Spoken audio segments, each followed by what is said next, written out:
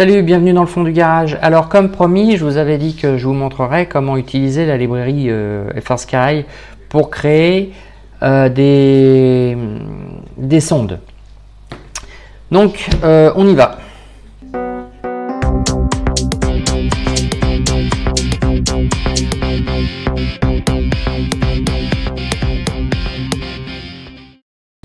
La première chose à faire, c'est déjà de récupérer la librairie en elle-même. Celle-ci se trouve sur RC Group, sur la page FrSky Sport Télémétrie Librairie. Voilà, donc vous faites une petite recherche sur RC Group dans la partie radio et vous allez tomber dessus. Le téléchargement se trouve à la fin de du premier poste en zip. Une fois que vous l'avez, vous le téléchargez, vous le décomprimez dans votre répertoire Arduino, librairie. Là, vous allez faire créer un répertoire qui va s'appeler FrSky Sport Télémétrie. Une fois que ça c'est fait, vous pouvez rouvrir votre Arduino, votre logiciel Arduino, et là, il va trouver très logiquement la librairie qui se sera installée toute seule. Et là, vous allez voir les trois exemples qui existent pour la librairie. Le premier sert à remplacer, à se substituer à un récepteur. Donc, le deuxième est un exemple pour la télémétrie et le troisième est un exemple pour le décodeur, mais pour les récepteurs de type XJT. Dans la partie télémétrie, nous avons la possibilité de créer un certain nombre de sensors. On va retrouver les sensors de courant, les sensors de tension, les GPS, la vitesse de rotation, l'émulateur de port UART donc, qui nous permet de communiquer avec une carte de vol, le variomètre. Là c'est l'exemple tout basique. Si vous voulez créer un capteur, vous laissez l'ensemble qui est là, il n'y a rien. Vous venez ici dans la partie Setup, vous spécifiez la patte qui va vous servir à la communication, vous précisez les types de capteurs que vous allez utiliser, c'est ceux qui sont déclarés là en fait. C'est-à-dire que si vous avez déclaré un capteur de tension, vous voulez utiliser que ça, vous enlevez tout le reste, tout simplement. Là c'est un exemple où on force l'identifiant du capteur. Une fois que vous avez sélectionné, par exemple si vous choisissez de n'avoir que le GPS, ici vous lui précisez le GPS, gps.setData et vous lui donnez les valeurs qu'il attend. Ou alors votre Arduino communique avec un module GPS et récupère les informations, les met en forme et les envoie directement sous cette forme-là. Vous avez spécifié une sonde de tension, vous précisez le nombre de cellules que vous voulez mesurer. Il n'y a rien de particulier à faire. Une fois que c'est fait, vous compilez, vous câblez vos capteurs, votre Arduino, parce qu'il y a quand même un minimum de câblage électronique à faire dessus, notamment des jeux de résistance si vous voulez mesurer les tensions. Ça ne se fait pas non plus tout seul. À savoir que quand on envoie la tension, le capteur, quand on l'a sur la télémétrie, il nous indique la tension globale. On n'est pas obligé d'avoir chaque cellule. C'est une option qu'on peut mettre dans la Taranis.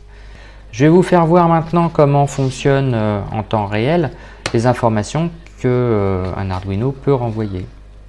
J'ai agrandi un peu la fenêtre de la webcam pour vous montrer.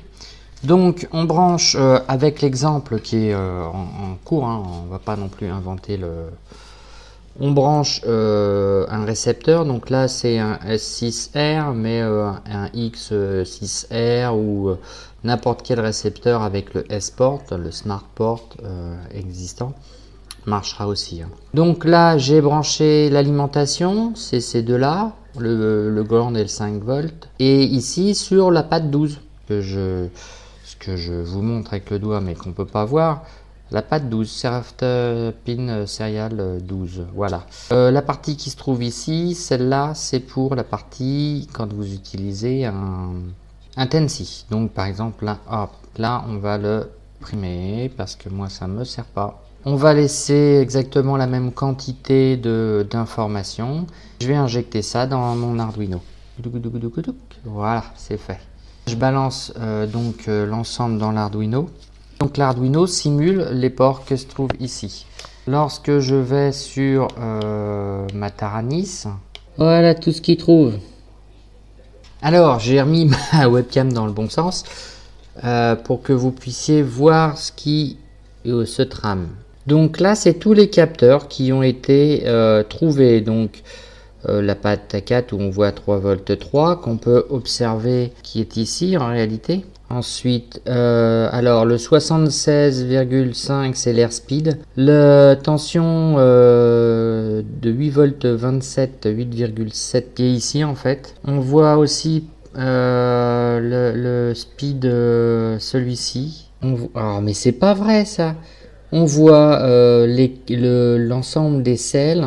On va avoir le RSSI bien sûr, la batterie, le courant de 25,3, l'altitude, la tension qui va avec le courant, on modifiera tout ça après.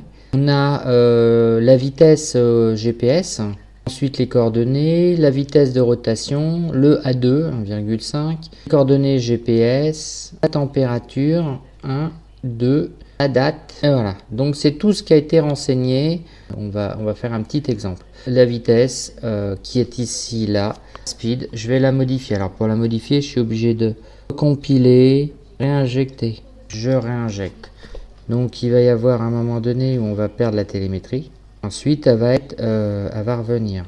Voilà, et là il l'a retrouvé, vous voyez, on est repassé à 120 km/h. Donc ça vous permet de voir tous ces capteurs là, si vous le souhaitez, sur un petit Arduino. Donc là on a le gros, mais vous pouvez utiliser celui-ci. On peut envisager donc un capteur de courant avec sur un pack 6S par exemple, avec par-dessus, branché dessus un capteur de vitesse qui est un capteur... Donc voilà, tout simplement, ou un GPS intégré, hein. Donc un petit module qui permettrait d'avoir tout. Mais bon, il faut quelques petits développements autour, donc notamment des résistances pour la tension ou un shunt pour le courant.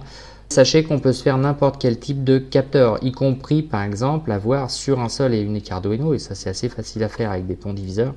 Avoir le capteur d'une batterie principale pour un gros hélico, un truc qui tourne en 6S, et la batterie secondaire aussi, où on a la batterie de secours, avoir sur un seul port capteur plutôt que d'en avoir deux. Voilà, je sais que cette vidéo va être longue, donc je m'en excuse par avance, j'espère qu'elle vous servira. N'hésitez pas à poser des questions, parce que là j'ai fait une synthèse de ce qu'on peut faire. Je vous montrerai en détail dans une autre vidéo le fonctionnement de mon petit capteur de télémétrie et ce que j'ai vraiment modifié par rapport à la librairie de base qui est celle-ci. Je vous invite à l'utiliser parce qu'elle est vraiment simple à utiliser, et s'il n'y a que 3 résistances à mettre, ou alors utiliser un GPS, enfin reprendre une librairie GPS Arduino, ça existe aussi pour l'avoir sur la Taranis. C'est vraiment très simple, ça permet de facilement mettre ce qu'on veut. Donc voilà. À bientôt dans le fond du garage pour une autre vidéo. Ciao ciao.